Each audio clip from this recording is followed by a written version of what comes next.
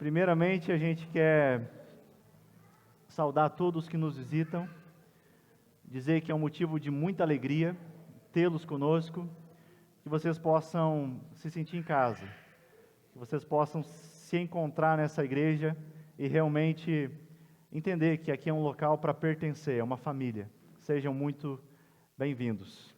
Amém?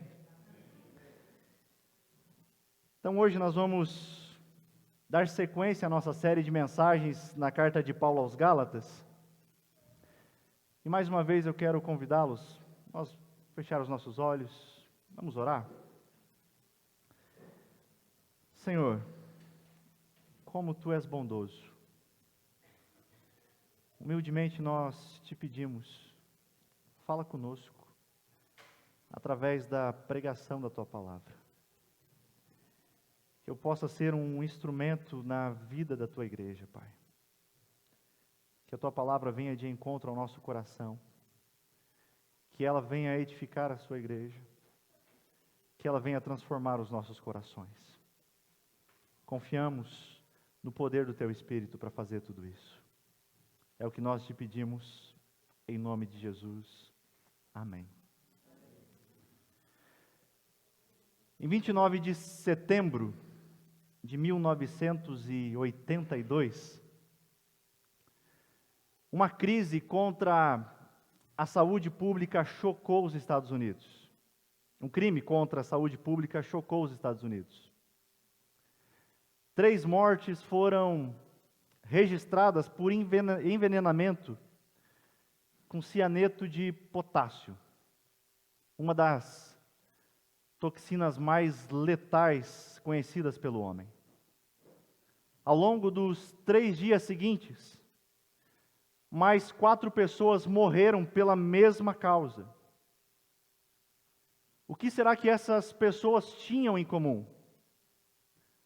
Todas elas haviam sido medicadas com Tilenol. Após algumas investigações, concluíram que se tratava de uma sabotagem das embalagens do medicamento. A investigação constatou que era muito provável que houve uma sabotagem nas embalagens. Alguém teria adquirido aqueles medicamentos em pontos de venda diferentes de Chicago, e durante algumas semanas eles adicionaram com uma seringa o cianeto a essas cápsulas. Até porque o comprimido ele era gelatinoso. Então, teria retornado sistematicamente às lojas e devolvido as embalagens às prateleiras. Nunca se encontrou aquele que praticou esse crime. Mas fica evidente que aquilo que era para restabelecer a saúde, quando foi adulterado, ao invés de trazer uma melhora, ao invés de trazer vida, trouxe morte. Por que eu digo isso? Porque é exatamente o que acontece quando o evangelho é adulterado. Ele pode até dar falsas sensações de que tudo está indo bem, mas mata lentamente. Semana passada nós iniciamos a exposição no primeiro capítulo de Gálatas. Nós vimos que do versículo de número 1 até o versículo 5, o apóstolo Paulo ele estava fazendo uma defesa do seu apostolado. Ele mostrou claramente que ele não foi chamado por homem algum, mas ele foi chamado pelo próprio Deus. E já na introdução da carta, os versículos 3 a 5, ele faz aquilo que é uma apresentação, um resumo do que é o Evangelho. E no texto que nós meditaremos hoje, eu já lhe convido a você a abrir a sua Bíblia, carta de Paulo aos Gálatas, capítulo de número 1, nós veremos do versículo 6 até o versículo 9. No texto de hoje, Paulo está empenhado em mostrar que não há outro Evangelho. Você abriu a sua Bíblia? Estará projetado também aqui à minha direita, Gálatas, capítulo de número 1, os versículos 6 até o versículo 9. Assim está escrito: Admiro-me de que vocês estejam abandonando tão rapidamente aquele que os chamou pela graça de Cristo, para seguirem outro evangelho, que na realidade não é o evangelho. O que ocorre é que algumas pessoas os estão perturbando, querendo perverter o evangelho de Cristo.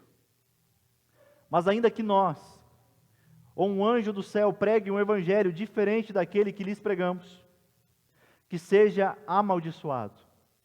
Como já dissemos, agora repito: se alguém lhes anuncia um evangelho diferente daquele que já receberam, que seja amaldiçoado. O que está acontecendo aqui? Por que Paulo está sendo tão pesado com aqueles irmãos? Tristemente, as igrejas da Galácia estavam sendo seduzidas pelos falsos mestres judaizantes. Paulo havia plantado aquelas igrejas, ele havia ensinado o evangelho de Jesus, o qual ele recebeu não por conhecimento, mas por revelação do próprio Deus. Mas rapidamente, eles estão dando ouvidos a falsos mestres. E esses falsos mestres judaizantes estavam ensinando que era necessário que o povo se circuncidasse, guardasse a lei, a dieta religiosa, para que então eles pudessem ser salvos. Esses falsos mestres, eles estavam insistindo que todo cristão gentil deveria também se tornar judeu. É por isso que Paulo escreve nesse tom com eles, para dizer que qualquer desvio do evangelho é voltar para a escravidão, é trilhar um caminho de morte, porque somente a mensagem do evangelho, somente a mensagem de Jesus é capaz de nos dar vida, é capaz de nos libertar. Por isso que essa carta é conhecida como a carta da liberdade cristã. O apóstolo Paulo não faz rodeios. No versículo 6 ele é direto. Olhando, sabendo da situação das igrejas da Galácia, ele diz: olha, eu estou admirado, eu estou perplexo, eu estou surpreso, eu não consigo acreditar que vocês estão abandonando tão rapidamente o evangelho. Vocês estão abandonando aquele que chamou vocês pela graça de Jesus Cristo, para seguirem um outro evangelho. A indignação de Paulo é: como que pode? Vocês foram chamados pela graça, e agora vocês estão dando ouvidos a falsos mestres judaizantes, e vocês estão indo de volta em direção à escravidão. Meus irmãos, a fé cristã, ela é revolucionária, porque ela diz que Deus nos chamou, não fomos nós que o chamamos. Ele nos adotou como filhos, Ele nos aceitou, apesar de não merecermos. Essa é a ordem do Evangelho. Deus nos aceita, então nós seguimos. Em outros sistemas religiosos, a ordem é inversa. Você precisa fazer algo a Deus. Não é assim? Faça algo, então você será aceito. O Evangelho não funciona dessa maneira. Isso precisa ser claro em nossa vida. Porque se acrescentarmos qualquer coisa a Cristo como requisito para sermos aceitos por Deus, o apóstolo Paulo está dizendo: isso é estar longe do Evangelho, isso é estar se afastando do Evangelho. É exatamente o que Paulo está escrevendo. Gálatas, vocês estão seguindo um outro Evangelho. E ele diz o que é esse outro Evangelho, versículo 7. Na realidade, não é o Evangelho. É interessante que o jogo de expressões que Paulo utiliza aqui. A expressão outro é para dizer o que eles estão seguindo não é o Evangelho. Essa palavra, no original, no grego, Paulo utiliza a palavra héteros, que significa outro de natureza completamente diferente. O que Paulo está enfatizando aquelas igrejas é que eles estavam abandonando a Jesus para seguir uma outra coisa. Qualquer outra coisa, menos o Evangelho. Uma natureza tão diferente que é impossível dizer que aquilo era cristão. É uma outra religião. E Paulo faz questão de dizer: isso a qual vocês estão seguindo não é o Evangelho. Aliás, não há outro Evangelho. Paulo está dizendo aqui: não existem vários evangelhos. Existe apenas o Evangelho de Jesus Cristo, revelado por Cristo, entregue pelos apóstolos e repassado a nós. Ou estamos crendo e vivendo esse Evangelho, ou então nós estamos fabricando um sistema religioso que não tem nada a ver com Cristo. Essa é a realidade que os Gálatas estavam enfrentando. Outro evangelho é nenhum evangelho. Mudar o evangelho significa perdê-lo. Mas talvez você esteja se perguntando: por que nós falamos disso? Por que estamos falando disso? Porque nós não estamos longe dessa realidade. O que Paulo combateu em sua época, Lutero também batalhou na sua, e é o que nós testemunhamos em nossos dias. Não é mesmo? Os Gálatas, eles haviam se afastado do Evangelho. E quando nós falamos e pensamos nesse desvio, nesse afastamento, o que nos vem à mente? Quando você pensa em alguém que está afastado dos caminhos do Senhor, desviado, o que você pensa?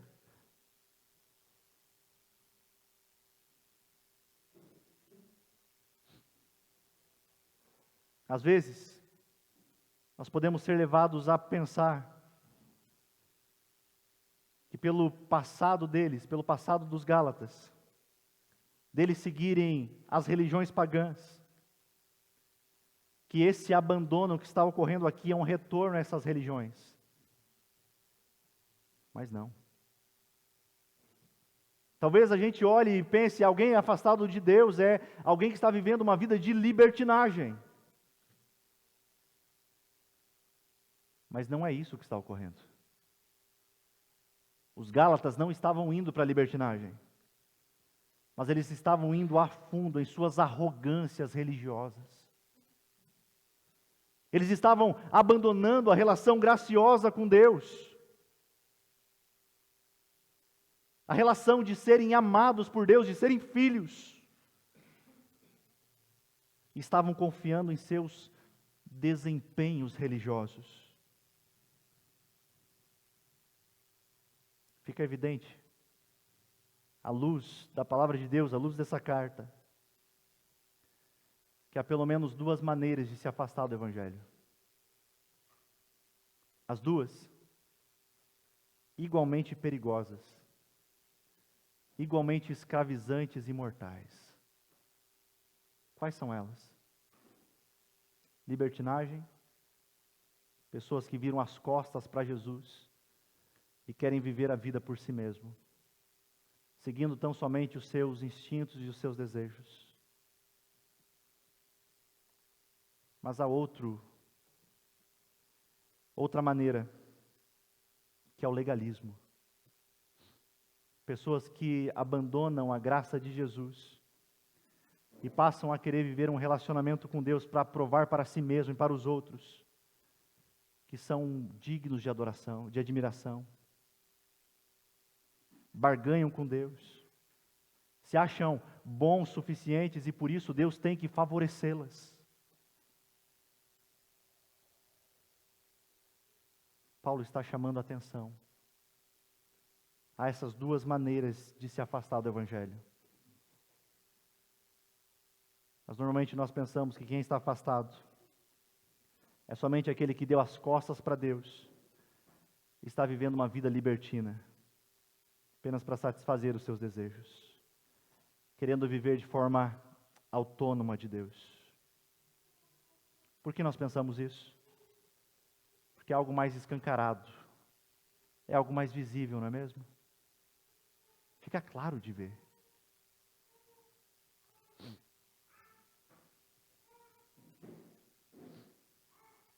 Mas sabe o que Paulo está fazendo? Está dizendo que há algo ainda mais perigoso que a libertinagem, que é o legalismo, que é a religião do desempenho. Você pode passar anos se enganando, achando que você está firme, achando que está caminhando no caminho de Jesus, mas sem perceber que está usando do seu desempenho para querer conquistar as bênçãos dele. Achando que é melhor que os outros. Já aconteceu com você? De olhar para alguém e dizer, eu não sou tão ruim assim. Fulano peca demais, eu não peco tanto assim. Só porque o pecado do outro é diferente do nosso? Meus irmãos, vamos ser sinceros. Eu e você somos tão ruins quanto. Se não é a graça de Deus refrear o nosso coração, a gente não sabe onde que estaria hoje. Estaríamos completamente perdidos. Outro pensamento muito comum de se viver dessa maneira é: Deus só me abençoou porque eu fiz algo. Barganha também é legalismo. Meus irmãos, na vida cristã tudo é pela graça de Deus. Quem você é, o que você tem é pela graça de Deus. O que Deus concede a você não é com base no seu desempenho. Porque Deus pode dar muito a você e a mim não me dá nada.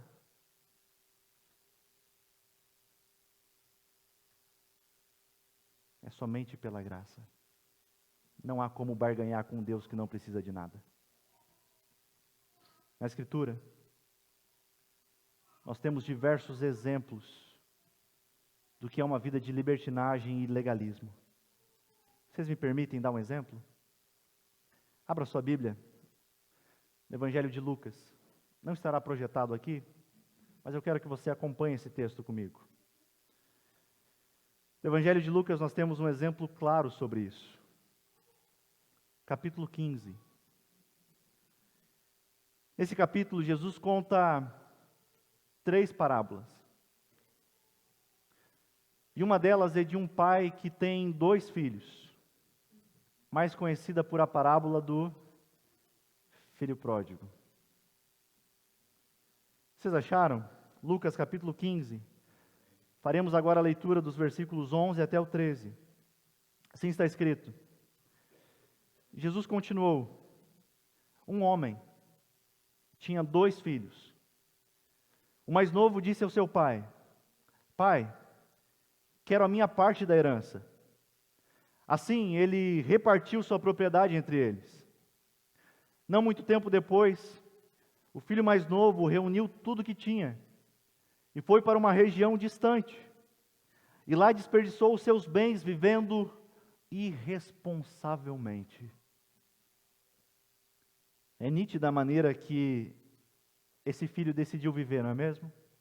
Que caminho ele escolheu? Libertinagem? Está claro. É nítido isso. Ele vive de maneira irresponsável longe do pai. E depois dele ter gastado tudo, o texto seguir diz que há uma grande fome. E ele então começa a passar por necessidade. Interessante que o texto diz, e ele caiu em si. Ele lembrou dos empregados do seu pai, que eles tinham comida de sobra, mas ele, filho, estava ali morrendo de fome. Ele volta para a casa do pai.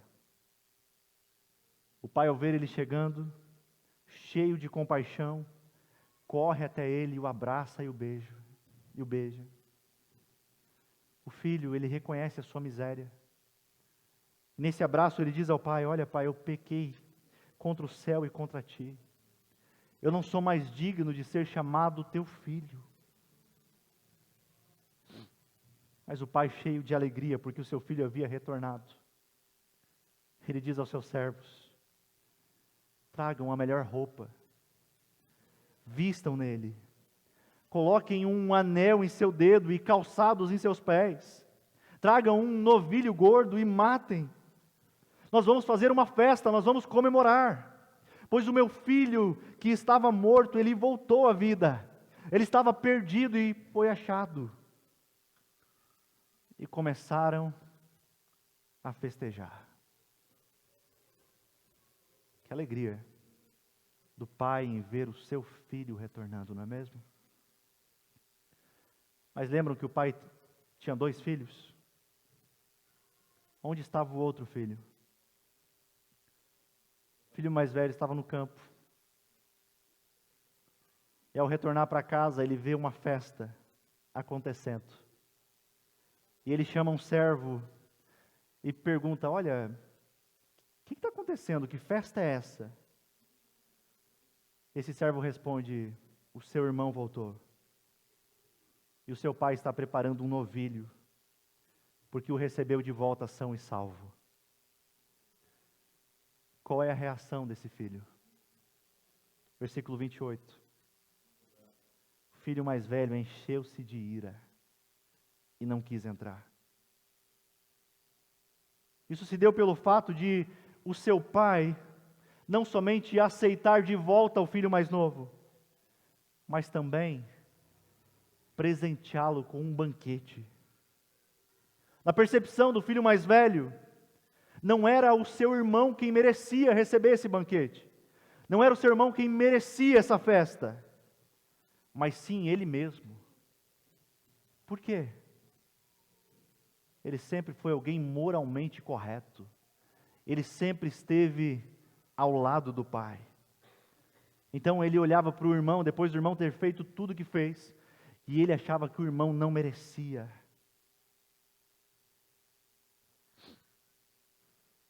E ao ver o seu pai demonstrar graça e compaixão com o irmão, com o filho mais velho, mais novo, o seu coração explode de ira. Ele não ama o pai. Ele ama o que o pai pode dar. E por isso ele acredita que se ele fizer tudo certo, o pai é obrigado a fazer coisas por ele. Ao ver o pai abençoando quem não merece, o seu coração é despertado um profundo sentimento de ira. Isso é legalismo. Isso é longe do Evangelho.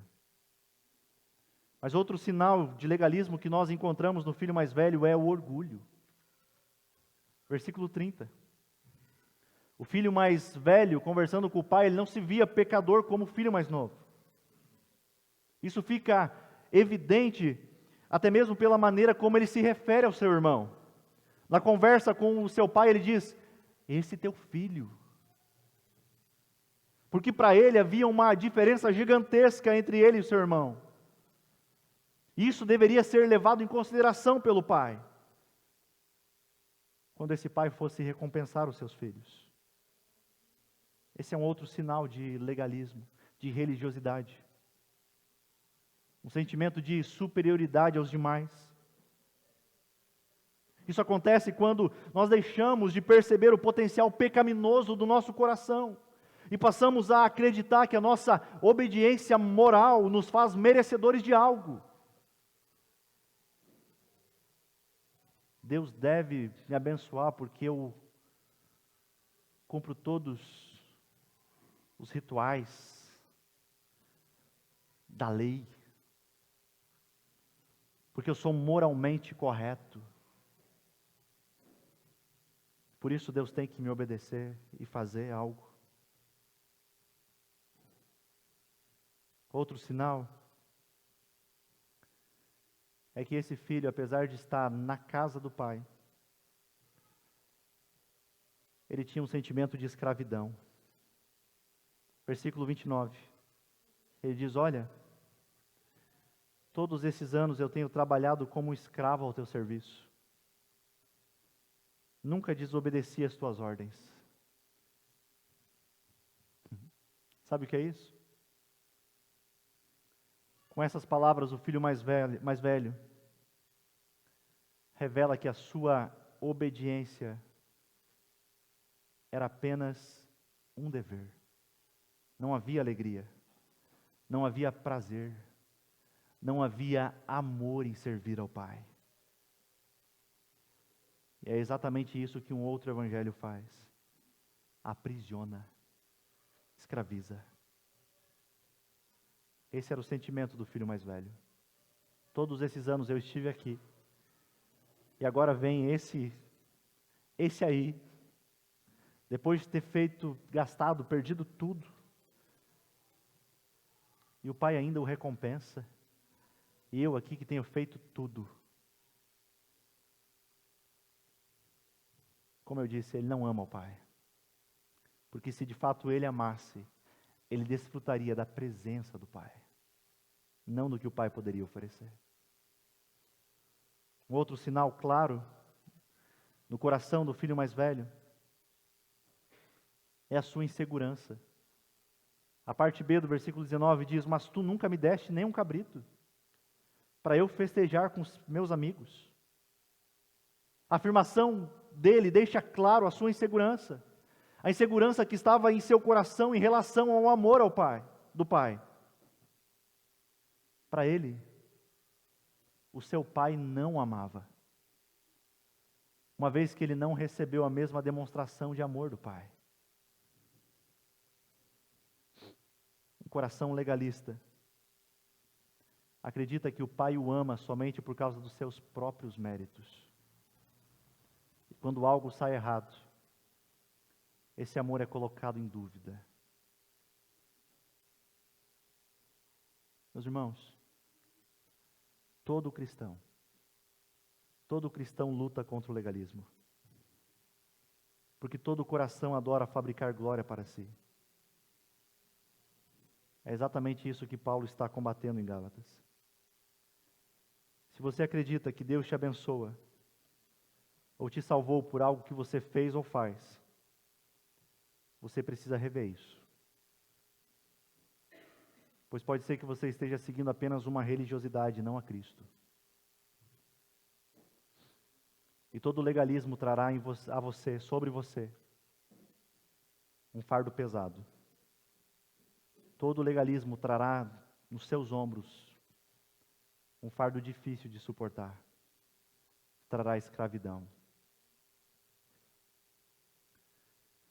Mas o convite de Jesus é diferente. Qual é o convite de Jesus?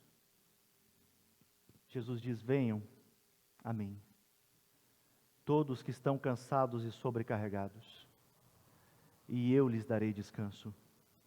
Tomem sobre vocês o meu jugo e aprendam de mim, pois eu sou manso e humilde de coração, e vocês encontrarão descanso para suas almas.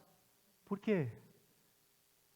Diferente do legalismo, diferente das religiões, ele diz: pois o meu jugo é suave e o meu fardo é leve. Essa é a maravilhosa verdade do Evangelho. Acontece que muitos tentam perverter essa verdade. É o que os falsos mestres estão fazendo com os Gálatas. Voltamos ao nosso texto de Gálatas. A parte B do versículo 7. O apóstolo diz que algumas pessoas estão perturbando a igreja da Galácia, querendo perverter o Evangelho de Cristo. É exatamente o que falsos mestres fazem. Perturbam a igreja, pervertem o Evangelho. E muitos desses discursos têm até cara de piedade. Muitos discursos parecem ter cara de uma boa espiritualidade. Mas muitos têm sido ensinados a viver uma vida de barganha, uma vida de legalismo. Ao ponto de muitos não se sentirem cristãos porque são ensinados de maneira errada como é o relacionamento com Deus.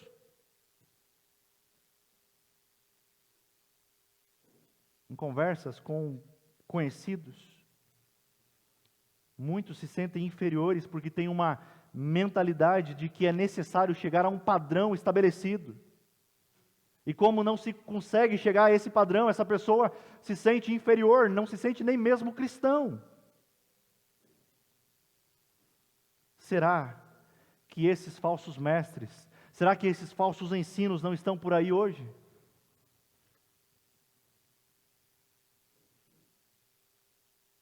Meus irmãos, o que eu tenho para dizer é que as roupagens são apenas diferentes. Em alguns locais, a judaização está voltando. Apóstolo, shofar, primícias.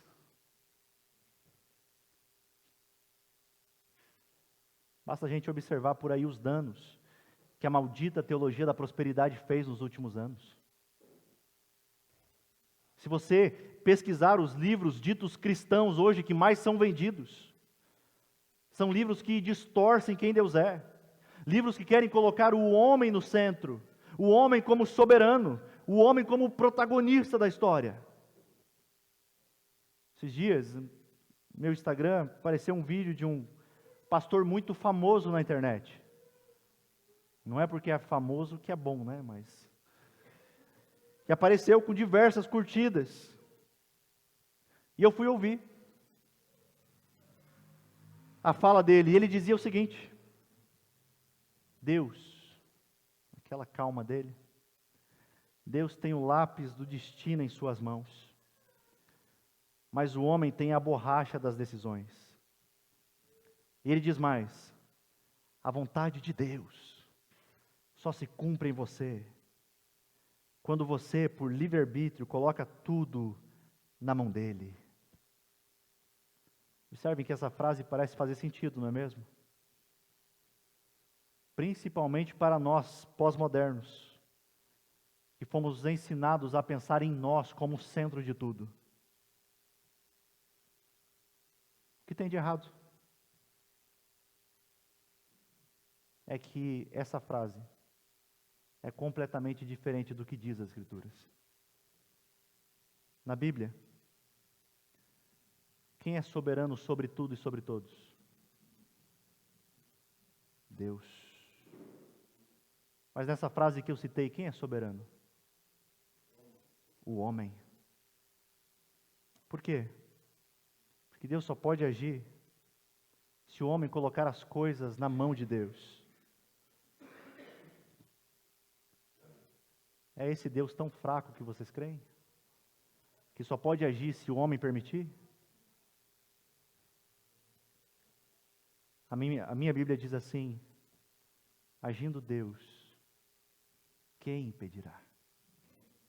Estamos diante do Todo-Poderoso, daquele que é soberano, daquele que fez mar se abrir, daquele que fez sol parar. Nós não estamos diante de um Deus que Ele olha para nós e diz: e agora? O que eu faço? Diz aí, o que você quer? O Deus pregado dessa maneira não é o Deus da Bíblia. Assim como na época de Paulo, que tentaram perverter o Evangelho, na nossa época também tem falsos mestres, falsos ensinos tentando perverter o Evangelho. Por isso, meus irmãos, ser cristão não é alguém que faz algo, mas é alguém que recebeu algo. É alguém que recebeu gratuitamente o presente dado por Deus. E esse cristão, ele reconhece que não é bom por si mesmo. Ele necessita de um Salvador. Se tornar um cristão não é chegar a um padrão que Deus estabeleceu. mas é reconhecer que você não consegue chegar lá sozinho. Você precisa de Cristo. Eu preciso de Cristo. Qualquer coisa fora disso irá escravizar você. Qualquer coisa fora disso é religião. Qualquer coisa fora disso é coisa inventada por homens. Mas talvez você pergunte: então nós não devemos obedecer os mandamentos de Deus? Sim, devemos. Porque nós fomos alcançados pela graça. Recebemos gratuitamente a salvação. Tivemos o coração transformado. Então nós obedecemos os seus mandamentos, porque fomos alcançados. O legalista toma a lei e a usa de uma forma que a mereça a salvação. Não se enganem. Legalismo é uma tentativa de salvação. É uma recompensa pelo que eu faço. Mas no cristianismo é obediência em resposta ao que Cristo fez. Amém? Os versículos 8 e 9, nós temos as consequências do abandono desse evangelho, do verdadeiro evangelho. Alguém até olha e vê esse texto e pensa: nossa, Paulo, que pesado você.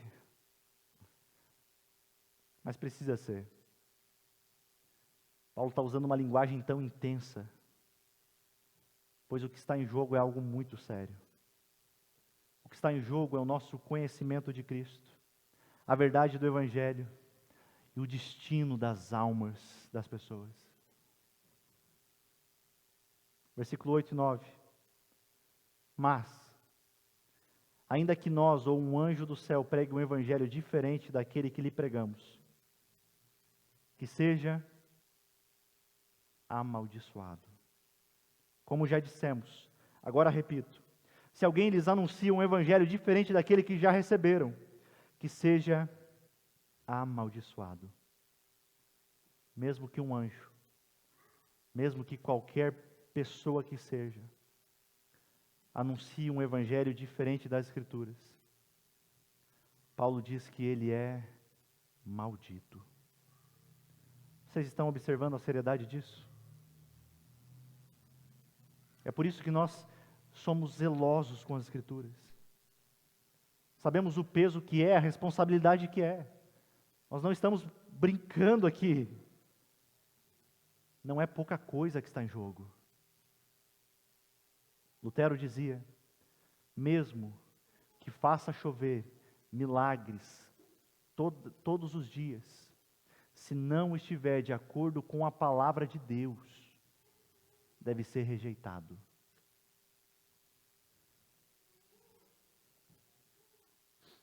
Paulo está se inserindo aqui, dizendo: mesmo que eu mude de ideia um dia,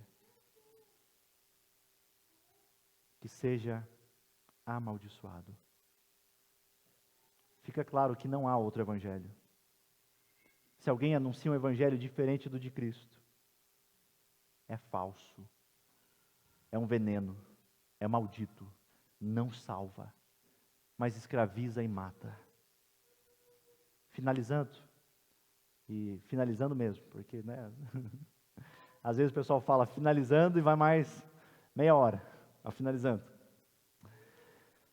Talvez você esteja se perguntando, já que o único evangelho é tão fundamental, e qualquer alteração se torna um falso evangelho,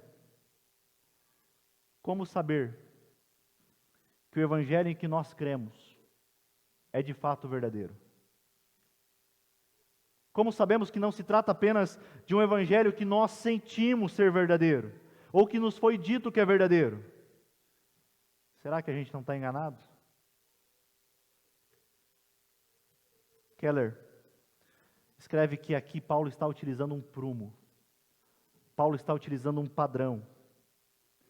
E esse padrão é o Evangelho. O Evangelho proclamado por Paulo e pelos outros 12 apóstolos. O Evangelho que receberam de Cristo. O Evangelho que eles ensinaram. O qual nós encontramos nessa carta, o qual nós encontramos em toda a Bíblia.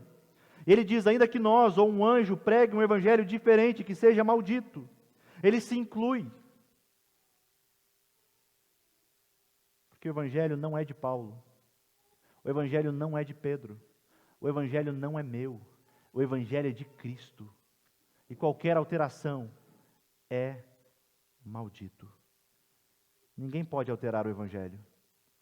Nem anjo, nem pastor, nem igreja, nem os nossos sentimentos, nem mesmo o nosso intelecto pode alterar. Nada. Por isso que a Bíblia, ela deve ser a nossa única regra de fé e prática. Porque ela nos mostra que o Evangelho é as boas novas, as notícias alegres, de que fomos alcançados pela graça, de que fomos salvos, fomos libertados da escravidão do pecado e da penalidade dele. Isso é feito por intermédio apenas, tão somente, de Cristo. Meu irmão, minha irmã, você é aceito por aquilo que Jesus fez. E ponto. Qualquer coisa que formos fazer é em resposta ao amor com que Ele já nos amou. Não fazemos mais para sermos amados e aceitos. Já somos amados e aceitos. Agora nós obedecemos porque nós queremos desfrutar do Pai, da presença do Pai.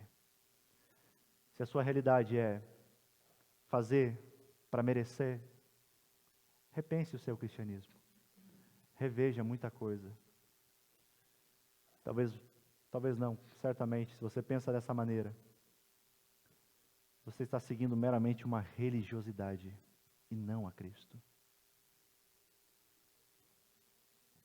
Mas o caminho do Evangelho é um só, Cristo Jesus. E é a Ele que nós queremos dedicar e se entregar o nosso coração e a nossa vida. Porque fomos amados sem merecer. Amém? Vamos orar?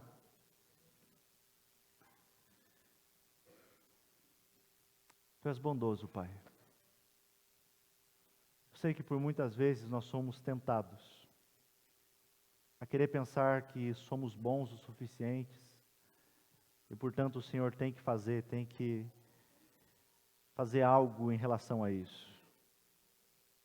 Nós não merecemos absolutamente nada. Todos nós merecíamos unicamente a condenação eterna, a penalidade pelos nossos pecados. Mas graciosamente o Senhor nos adotou, o Senhor nos fez ser família, o Senhor nos tornou um povo. E em resposta desse amor tão gracioso, nós queremos viver uma vida que glorifique ao Senhor. Não por barganha, não por troca, mas porque o Senhor nos amou. E por isso nós queremos desfrutar desse relacionamento. Não são pelas nossas obras, não é pelo nosso desempenho, mas é porque o seu sacrifício foi perfeito. O Senhor nos deu essa chance. O Senhor nos resgatou. E por isso nós celebramos. Amém. Vamos louvar ao Senhor mais uma vez? Cantar aquele que é digno do nosso louvor? Fique de pé.